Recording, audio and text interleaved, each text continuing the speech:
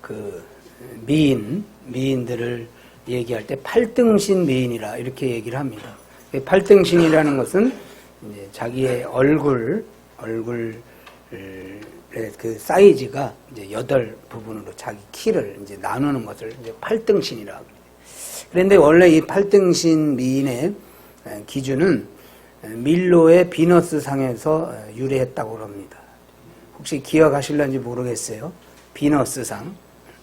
그 비너스 상은 이 배꼽을 기준으로 해서 위로 그 치수를 재면 위가 1 되고요. 배꼽 아래로 하반신이 이제 1.6 이렇게 나옵니다.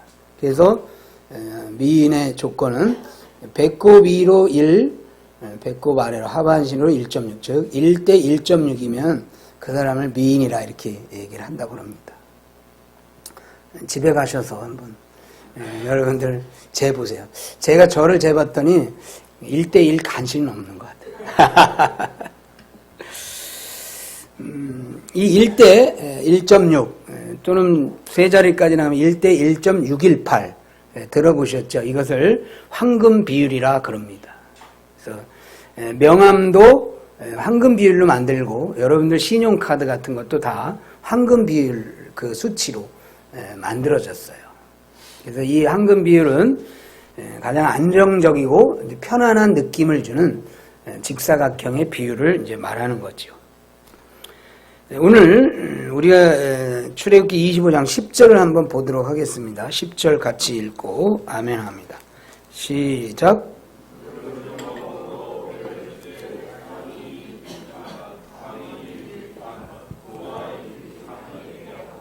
아멘. 오늘 25장 10절에서 22절까지는 이제 증거계 또는 법계 또는 언약계라고 이렇게 이름을 부르는 건데요. 이것을 하나님께서 모세를 통해서 이제 설계도를 지금 얘기해 주고 있는 거예요. 근데 이제 궤를 짓되 장이 2규빗 반.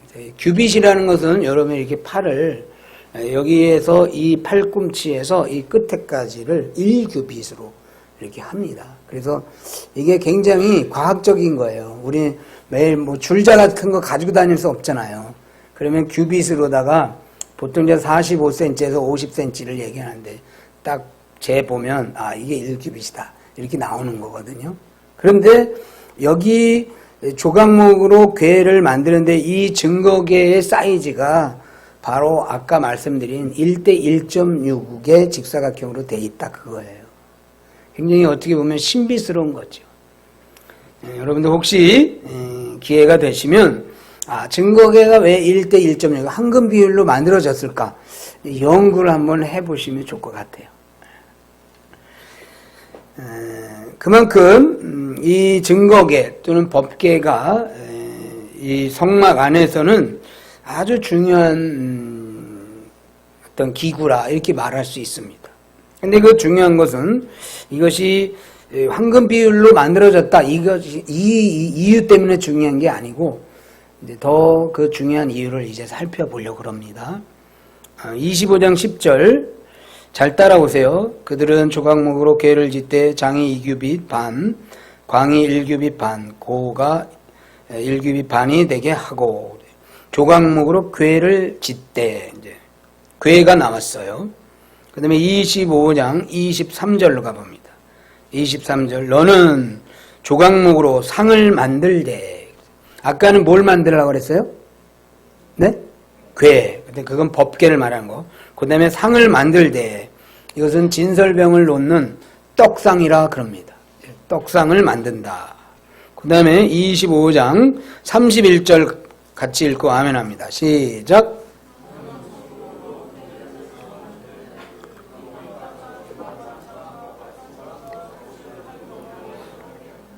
아멘. 이번에는 등대가 나와요. 그 다음에 26장 1절 보면 너는 성막을 만들되 이 성막은 전체 그 성막을 의미하는 게 아니라 휘장을 말하는 거예요. 그 다음에 27장 1절로 너는 조각목으로 장이 5규빗, 광이 5규빗의 단을 만들고 이거는 바로 제단을 말하는 겁니다. 제가 이게 지금 순서대로 이렇게 찾아가는 이유는 뭐냐면요. 이 순서가 성막의 안쪽, 맨 안쪽은 이제 지성소라 그러는 거거든요. 지성소가 있고, 그 다음에 성소가 있고, 그 다음에는 이제 성막에 뜰이 있어요. 그 성막을 3등분으로 보면. 그런데 그 안쪽에 지성소부터 있는 기구들을 순서대로 지금 이렇게 설명하고 있는 거예요. 말하자면 하나님께서 모세에게 성막의 기구들을 설계도를 주실 때 제일 안쪽에 그러니까 내부로부터 외부의 순서로 주셨다는 거예요. 그것은 뭘 말하냐면 그만큼 안쪽에, 그러니까 지금 말하는 이 증거계가 그 성막의 기구 중에 가장 중요한 것이다 라는 것을 말하는 거예요. 특별히 이 법궤는 이제 성막이 이제 없어지고 솔로몬이 성전을 짓잖아요. 그렇죠? 그러면은 성전을 지을 때 그 성전 안으로 옮긴 기구가 법궤 위에는 없습니다.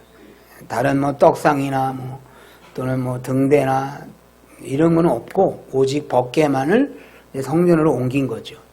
그래서 이와 같이 성막 안에서 가장 영광스럽고 가장 중요한 기구가 뭐냐 그랬을 때는 법궤라 이렇게 말할 수 있는 거예요. 그러면 이제 더 구체적으로 이 법궤가 왜 중요한지를, 그 가치를 생각해 보려고 합니다. 다시 25장 22절. 거기서 내가 너와 만나고 속죄서 위 곧 증거궤 위에 있는 두 그룹 사이에서 내가 이스라엘 자손을 위하여 네게 명할 모든 일을 네게 이르리라. 여기 보면 증거궤라 그랬어요. 그 궤를. 그럼 왜 증거궤라 이렇게 불렀을까요?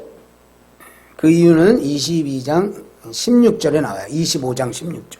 우리 또 찾아서 읽도록 하겠습니다. 시작. 내가 네게 줄 증거판을 궤 속에 둘지며. 아멘. 왜 증거궤라고 불렀겠어요? 네? 25장 16절. 그렇죠. 그 안에 증거판이 있으니까 그게 증거궤가 되는 거예요. 어떤 상자가 있는데 그 안에 구슬이 있다 그러면 그 상자는 무슨 상자? 예? 예. 그럼 그 안에 돈이 있다 그러면 돈궤가 되는 거예요. 그래서 이 안에 증거궤라고 부른 이유는 그 안에 증거판이 있기 때문에 증거궤라 부른 거예요. 그럼 증거판은 뭐예요? 증거판은 맞습니다. 십계명 돌판을 말하는 거예요. 그러니까는 십계명 돌판이 즉 증거판이라 말. 증거판이 들어있는 궤다. 그래서 그것을 증거궤라 이렇게 부르는 겁니다. 그런데 이 증거궤를 또 여러분들 언약궤라고 들어봤죠? 들어보셨어요? 그게 그거예요. 증거궤를 또 다른 이름으로 언약궤라 그럽니다. 그것은 뭐냐면 십계명은 하나님과 이스라엘 백성 간에 맺은 언약이기 때문에 그 언약의 말씀이기 때문에 그 언약의 말씀이 그 안에 들어있어서 언약궤라 이렇게 부릅니다. 그 다음에 또 이 증거궤, 언약궤는 또 뭐라고 부르냐면요. 따라해 보겠습니다. 법궤. 들어보셨죠? 이거는 왜 법궤냐? 율법이기 때문에. 십계명이 그 말씀이 율법이니까 그 법이라는 이름이 있기 때문에 법궤라고 부릅니다. 자, 그럼 저를 보세요. 증거궤, 그 다음에 뭐라고 했어요? 언약궤, 그 다음에 법궤. 이게 다 이름이 똑같은 거예요. 그러면 증거궤, 언약궤, 법궤. 공통점이 뭘까요? 그렇죠. 하나님의 말씀인 거예요. 그래서 이 법궤가 성막 안에서 가장 중요한 가치를 가질 수 있는 이유는 그것이 그 안에 하나님의 말씀이 있기 때문에 그런 거예요. 상자라는 것은 겉껍데기보다 중요한 게 속 안의 내용물이잖아요. 그렇죠? 한번 살펴보도록 할게요. 동일하게 오늘 출애굽기 25장의 이 궤라는 단어, 말하자면 상자라는 단어인데요.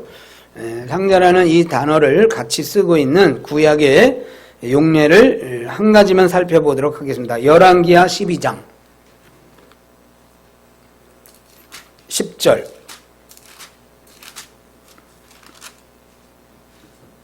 같이 한번 읽고 아멘 하겠습니다. 시작. 이에 그 궤 가운데 은이 많은 것을 보면 왕의 서기와 대제사장이 올라와서 여호와의 전에 있는 대로 그 은을 계수하여 봉하고. 아멘. 자, 궤 안에 은이 있었다. 그러면 이 궤는 무슨 궤예요? 그렇죠. 은궤라고 하는데 여기 보면 이제 이 은이 들어갔기 때문에 이제 보물, 그리고 이것은 그냥 은이 아니라 헌물을 드린 거예요. 그래서 헌물함이 되는 거예요. 그러니까 그 안에 여기도 있죠. 여기 있네요. 저게 헌금 바구니잖아요, 그죠? 헌금 바구니 안에 헌금이 들어 있을 때 저게 진정한 가치가 있는 거예요. 아까 우리가 말씀하고 있는 이 법궤가 가장 중요한 이유는 그 법궤 안에, 그 상자 안에 하나님의 말씀이 들어있기 때문에 그 가치가 있는 것이다. 그러면 다시 한번 25장으로 와보겠습니다. 하나님의 말씀이 그렇게 가치가 있다는데 왜 또 그 가치를 우리가 부여해야 될까? 25장 11절. 너는 정금으로 그것을 싸되, 그러니까 법궤를 정금으로다가 싸라 그랬어요.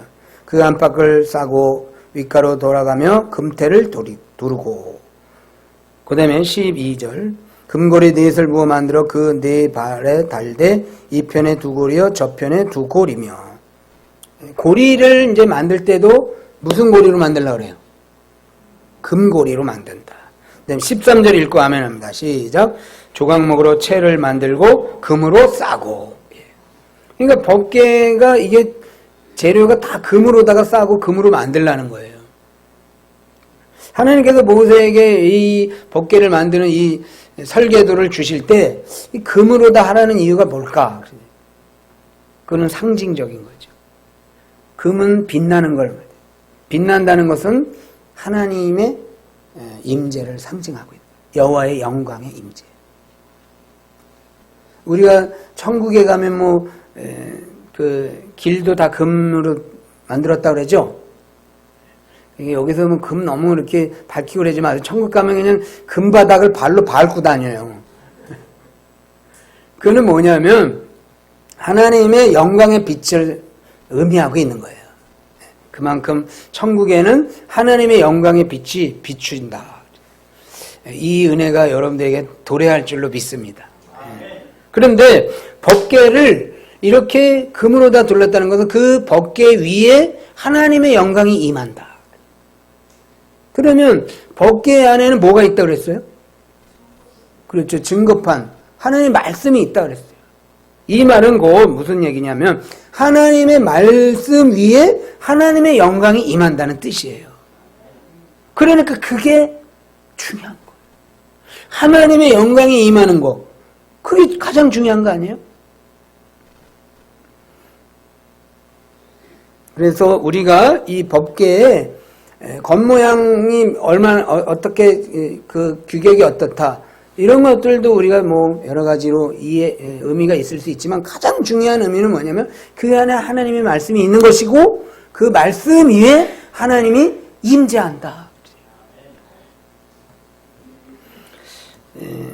어떤 동네에 아주 그 음식을 잘하는 아주머니가 계셨어요. 동네 사람들이 음식 그러면 그 집 누구네 그 아주머니다. 그런데 어느 날 이 동네에 새 신부가 시집을 왔어요. 그 시집을 왔는데 여러분들도 사댁 때 기억이 있을 거예요. 어떻게 된장찌개는 어떻게 끓여야 되고 뭘 어떻게 해야 되고 그래가지고 어떤 분은 콩나물국을 끓여줬대요 남편에게. 그랬더니 남편이 또 이제 새 신랑이니까 너무 맛있어 그랬더니 맨날 콩나물만 끓여줬대요. 그래서 이 새댁이 이제 시집을 왔는데 음식을 잘해야 되는데 소문을 듣자니 어느 아주머니가 참 그 음식이 최고라는 거예요. 그래서 거기 가서 좀 배워야 되겠다 그래가지고 이렇게 알아봤더니 그 아주머니의 음식 솜씨가 뭐냐면 항아리 속에 있는 된장이 그렇게 맛있어요. 그 장맛을 가지고 그 집이 그 아주머니는 음식 맛을 내는 거예요. 그래서 야, 저 항아리 속에 된장이 있으면 나도 음식을 잘할 수 있겠다. 그래가지고 그 다음날 시장에 가서 항아리를 사가지고 온 거예요. 항아리를 사가지고 와서 나름대로 인터넷을 보고 된장을 만들어서 집어넣었어. 그랬는데 맛을 보니까 맛이 안 나는 거예요. 이 새댁이 이 항아리 속의 된장을 통해서 깨달지 못한 게 뭐예요? 그거는 된장이 중요한 거지 항아리가 중요한 건 아니잖아요. 물론 항아리도 필요해. 그러나 그 된장이 맛있어야 음식 맛이 있는 거지 항아리가 좋다고 음식 맛이 있는 건 아니라는 거예요. 법궤는 소중한 것은 뭐냐면 그 안에 들어있는 하나님의 말씀, 그리고 그 말씀 위에 임재하시는 하나님의 영광, 그래서 법궤가 소중한 것이다. 그런데 우리가 그렇게 이 법궤를 통해서, 증거궤를 통해서 깨닫는 것은 바로 증거궤 안에 있는 말씀이 중요하다 이렇게 얘기를 하는데도 어떤 사람들은 마치 된장보다 항아리가 중요하다 이렇게 주장하고 항아리를 추구하는 사람들이 있다는 거예요. 즉, 그 안에 내용물이 중요한데 내용물보다는 겉이 중요하다라고 생각하며 사는 사람들이 있어요. 찾아볼까요? 사무엘상으로 가보겠습니다. 사무엘상 4장.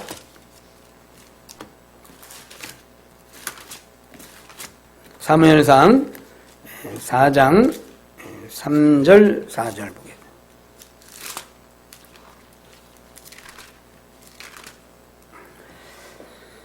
3절 백성이 진으로 돌아오매 이스라엘 장로들이 가로되 여호와께서 어찌하여 우리로 오늘 블레셋 사람 앞에 패하게 하셨는고 여호와의 언약궤를 실로에서 우리에게로 가져다가 우리 중에 있게 하여 그것으로 우리를 우리 원수들의 손에서 구원하게 하자 하니 4절 이에 백성이 실로에 보내어 그룹 사이에 계신 만군의 여호와의 언약궤를 거기서 가져왔고 엘리의 두 아들 홈니와 비느하스는 하나님의 언약궤와 함께 거기 있었더라. 아멘.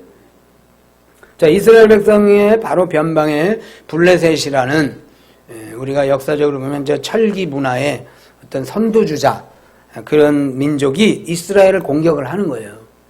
근데 이게 싸움에서 이스라엘이 졌어. 그래서 장로들과 모여가지고 이제 회의를 하는 거지. 도대체 우리가 이 전쟁에서 왜 졌냐? 그래서 회의한 결과, 이거는 하나님의 언약궤가 없어서 졌다. 그래서 하나님의 언약궤를 이제 가져오게 하자. 그래서 실로에 있던 하나님의 언약궤를 가져온 거예요. 하나님의 언약궤가 있으면 이길 수 있다. 이 믿음을 가진 거예요. 어떻게 됐을까요, 전쟁은? 10절로 가보겠습니다. 10절, 11절 같이 읽고 아멘합니다. 시작.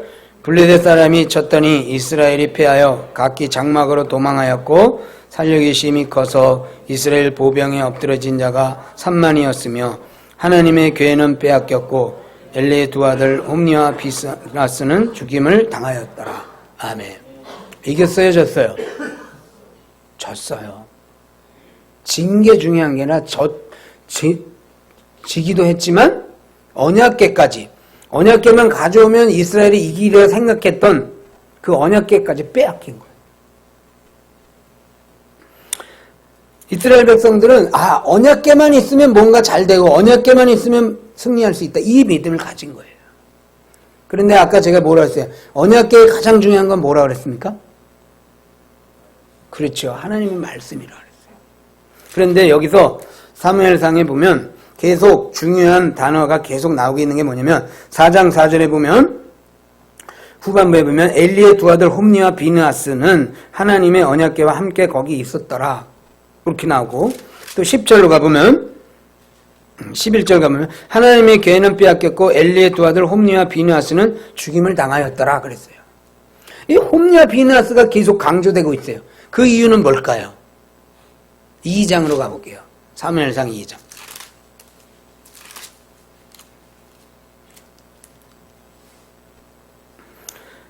12절. 엘리의 아들들은 불량자라 여호와를 알지 아니하더라. 엘리의 아들 홈리와 비나스는 불량자라 그래놓고 여호와를 알지 아니하더라 그래. 여호와를 알지 못했다는 것은 무슨 뜻이냐면 하나님의 말씀에 순종하지 않고 사는 인생이었다 이 말인 거예요. 이렇게 이스라엘의 제사장 집안도 하나님의 말씀에 순종하지 아니하고 타락한 세월을 지금 보내고 있는 거예요. 그런데 이들의 문제는 뭐냐면 말씀에는 순종하지 않으면서도 그저 언약궤만 있으면 뭔가 잘 될 거라, 언약궤만 있으면 승리할 거라는 믿음을 가지고 산 거예요.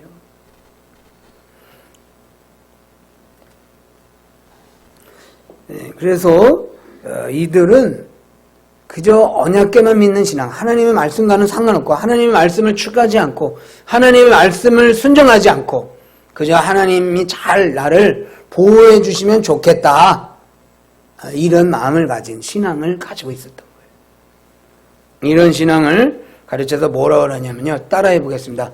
부적신앙. 부적이 뭔지 알죠? 부적만 가지고 있으면 뭔가 잘 될 것 같아. 우리는 기복신앙을 뭐라 그래요? 기복신앙. 그래도 기복신앙은 부적신앙에 비하면 그래도 나은 편이에요. 왜냐면 기복신앙은 복을 추구하긴 하지만 그래도 열심은 내. 하나님 복 주실 거야, 복 주실 거야. 근데 이 부적신앙은 열심도 내지 않아. 그저 뭐 한 가지만 가지고 있으면 되겠다. 그리고 유행을 바라고 하나님의 축복을 바라고 하나님이 도와주심을 바라고 아주 수준 이하의 신앙이라 이렇게 볼 수 있습니다. 사랑하는 여러분, 우리가 하나님의 보호를, 하나님의 도우심을 간구해야 돼요. 그러나 하나님이 날 도와주시고 하나님이 날 잘 살게 해주시고 하나님이 나를 여러 가지 재앙으로부터 안전케 해주시는 것도 은혜지만 중요한 건 뭐냐면요, 하나님의 말씀 앞에 순종하는 거, 하나님의 말씀을 추구하고 하나님의 말씀 안에서 사는 거, 이것이 우리가 추구해야 될 온전한 신앙인 줄로 믿습니다. 25장 22절로 다시 가보겠습니다. 출애굽기 25장 22절 읽고 아멘 합니다. 시작.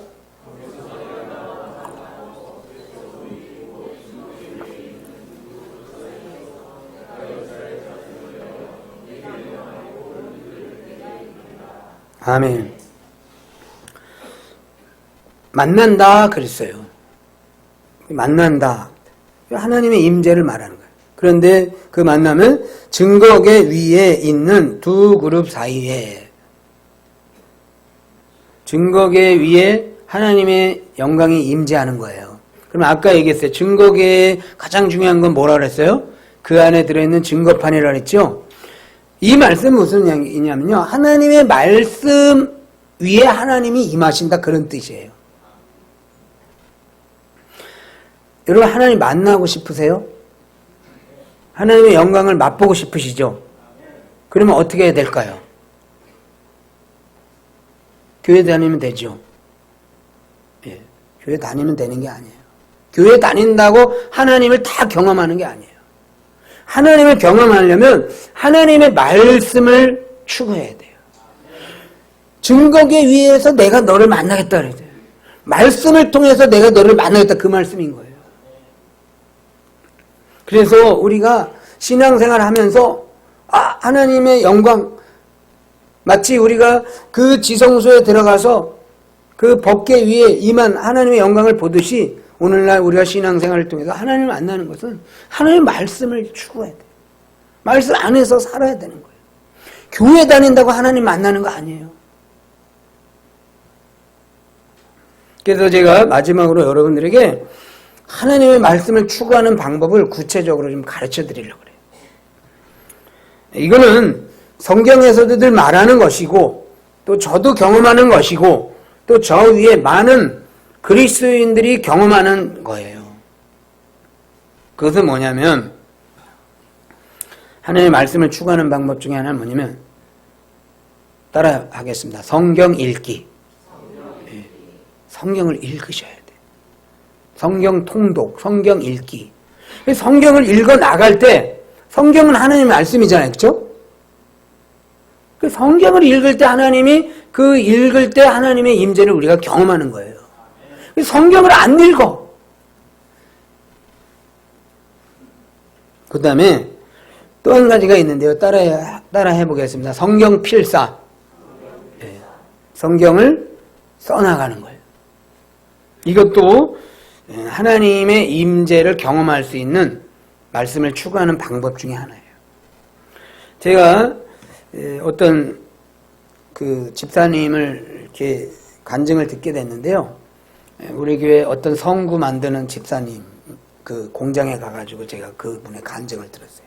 이분이 이제 시집으로 왔는데 시어머니가 이렇게 별로 이렇게 마음에 안 들었나 봐요, 며느리가. 그래가지고 이제 핍박을 하고 고통을 많이 겪는 거죠. 그래가지고 이 집사님이 마음 안에 저 시어머니 언제 돌아가시나 빨리 돌아가셨으면 좋겠다 이 생각만 하고 돌아가실 때만 기다리고 있는 거예요. 왜냐면 시어머니가 돌아가시면 핍박이 없으니까.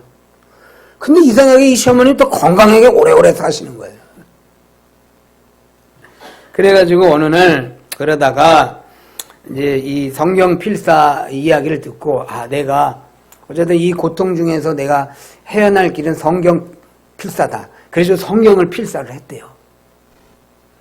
그런데 그 시어머니도 믿는 분이거든요. 그래서 그 어머니도 또 성경을 필사를 했대요. 그분도. 그래서 같이 필사를 한 거예요. 두 분이. 며느리하고 시어머니하고. 그런데 놀라운 기적이 일어났어요. 그 두 분이 다 필사를 끝냈을 때 그렇게 빨리 돌아가셨으면 좋겠다라는 시어머니와 며느리가 화평이 일어난 거예요. 사랑하고 서로 또 위해주는 그런 놀라운 화목의 역사가 일어났대요. 그리고 그 시어머니는 90이 넘었는데도 돌아가시지도 않고 계속 성경 필사를 하고 계시대. 물론 성경 필사가 기계적으로 필사만 하면 무조건 하나님이 임한다 그런 뜻은 아니에요. 그러나 그 필사를 통해서 하나님이 임재하심으로 어떤 놀라운 은혜와 기적을 우리가 경험할 수 있는 거예요. 여러분 혹시 시어머니한테 핍박받고 계신 며느리님 계시면 성경 쓰세요. 필사하면 기적이 일어납니다. 믿으시길 바랍니다.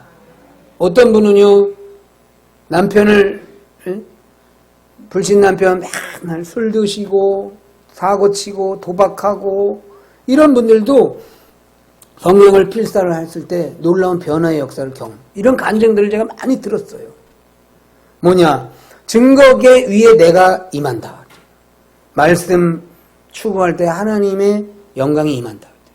이걸 믿으시고요. 성경을 꼭 읽으시고 성경을 필사까지 하는 그런 말씀 추구하는 여러분들이 되길 바랍니다. 또 한 가지가 있어요. 뭐냐면요. 성경 공부를 좀 하세요. 성경 공부를 하라는 것은 뭐냐면 성경을 여러분들이 읽고 성경에 대해서 뭐 문제가 있든가 또는 어떤 성경에 대한 그것을 자꾸 찾아보고 배워나가는 거 이것도 굉장히 소중합니다. 그래서 이렇게 성경을 읽고 성경을 쓰고 성경을 배워나갈 때 그 말씀 위에 임하시는 하나님을 경험하게 될 줄로 믿습니다. 여러분 교회 다니면서 맨날 권사님 어떤 권사님이 뭐 이런 은혜가 있었대 어떤 집사님이 뭐 이런 은혜가 있대 남의 이야기만 듣고 살 거예요? 본인도 좀 이야기를 해야 될 거 아닙니까? 내가요 하나님 말씀을 읽는 중에 어느 날 하나님의 영이 임해서 내 마음이 뛰고 내 마음에 감동이 일어났어요. 저는요 이제 세상에 여러 가지 그런 물욕들이 아무것도 아닌 걸 깨닫게 됐어요. 저는 이제 사나 죽으나 하나님만 위해 살 거예요. 이런 신앙 고백을 내가 해야죠. 따라 해보겠습니다. 내가 한다. 남의 얘기만 듣고 뭐 그러지 말고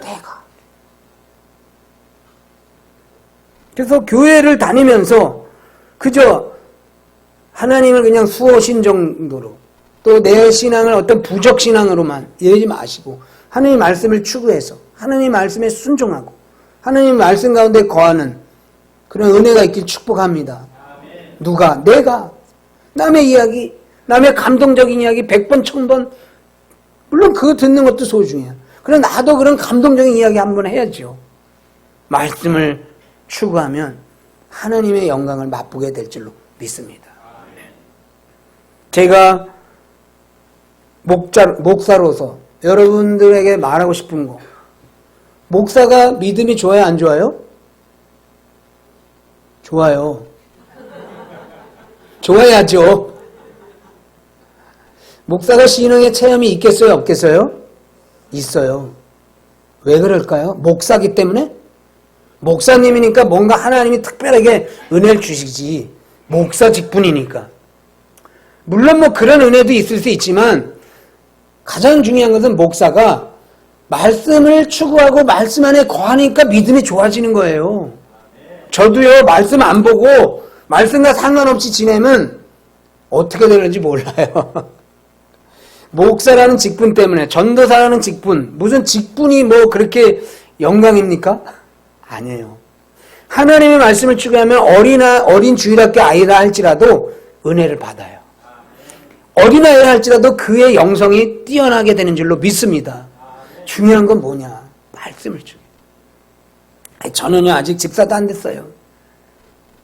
괜찮아요. 집사 아니면 어때요? 하나님의 말씀을 추구하면. 하나님의 말씀을 읽고 하나님의 말씀을 쓰고 하나님의 말씀 배우면요, 새신자도 은혜를 받아요. 여기는 안 계셔서 제가 말씀하는데요, 우리 새신자반 성경 공부하잖아요. 은혜를 엄청 받아요. 그들이 왜 받는지 아세요? 하루 종일 일하고도 밤 10시가 돼도 그 성경을 푸는 거예요. 성경을 읽고 성경 그 공부 그거 다 부부끼리인데도 안 보여줘. 그래서 컨닝하고 그런데요, 각자. 당신은 뭐라고 썼어? 그들이 말씀을 읽고 말씀을 배우고 말씀을 추구하니까 은혜를 받는 거예요. 새신자인데. 교회 1년, 10년 다녀도 말씀과 상관없이 살면요, 아무 은혜 없이 부적신앙으로 살아가요. 여러분, 부적신앙 되지 마시고 하나님의 말씀을 추구해서 하나님을 만나는 그런 은혜가 있길 바랍니다. 법궤, 언약궤, 증거궤, 그 안에 말씀이 있기 때문에 하나님이 그곳에 임재하는 거예요. 저와 여러분들의 삶 가운데 하나님의 말씀을 통해서 하나님을 경험하는 그런 금빛 나는 신앙생활 하길 주의 이름으로 축복합니다. 기도하겠습니다. 하나님 아버지, 법궤 위에 하나님이 임재하시는 이유는 그 안에 하나님의 증거판이 있기 때문인 줄로 믿습니다. 우리 모두가 다 신앙생활을 하되 특별히 하나님의 말씀을 더욱더 추구하고 하나님의 말씀 앞에 순종하는 삶을 살아가게 하여 주옵소서. 감사하며 살아계신 예수님 이름으로 기도드리옵나이다. 아멘.